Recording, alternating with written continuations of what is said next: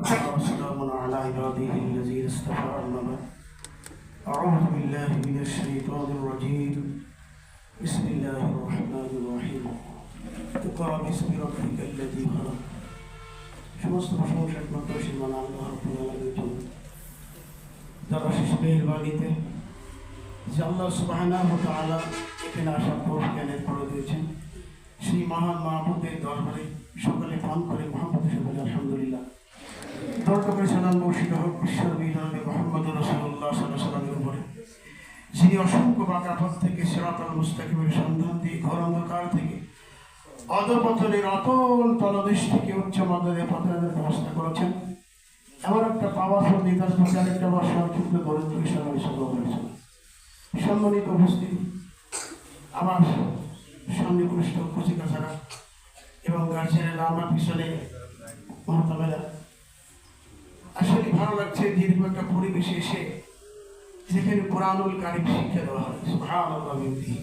এখানে বলা হয়েছে এই কোরআনের পড়ার কথা বলা হয়েছে পার্থক্য আর এই কোরআন যারা শিক্ষা করে যারা শিক্ষা দেয় আল্লাহ রাব্বুল আলামিন তাদের মর্যাদা অনেক গুণ বাড়িয়ে দেন বলার কথা ঠিক কিনা।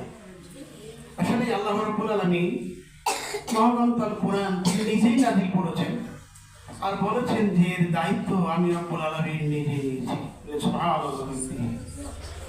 যে কোরআন একজন হাফিজ সিনায় ধারণ করে আজকে বৈজ্ঞানিকের জন্য শরীরের কোন জায়গায় অসুখ হলে খারাপ হয়ে গেলে আজকে কম্পিউটার বলে দেয় শরীরের অমুক অমুক জায়গা দুর্বল হয়ে গেছে বলে কথা কিনা।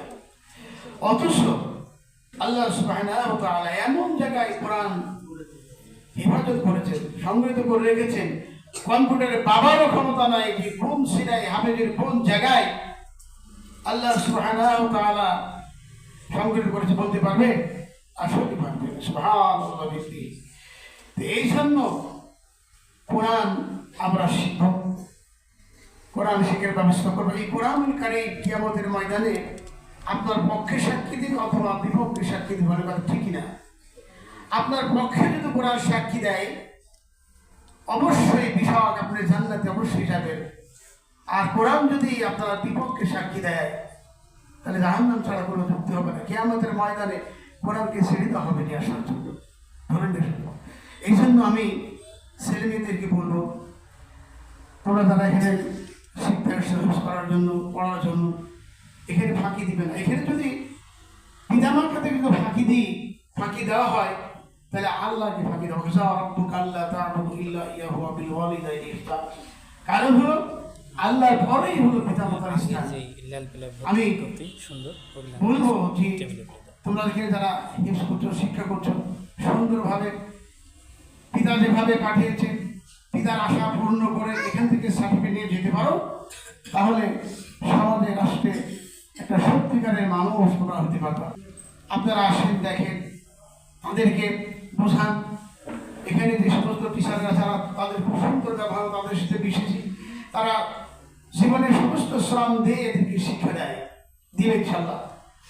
আমি পরিশেষে একটাই বলবো যে দুনিয়ার বুকে মানুষ বানাইতে হলে ভালো মানুষ বানাইতে হলে পরকালে মুক্তি চাইতে হলে আপনার একটা সন্তানকে মাদ্রাসায় দেন দিনই ইলম শিক্ষা করা।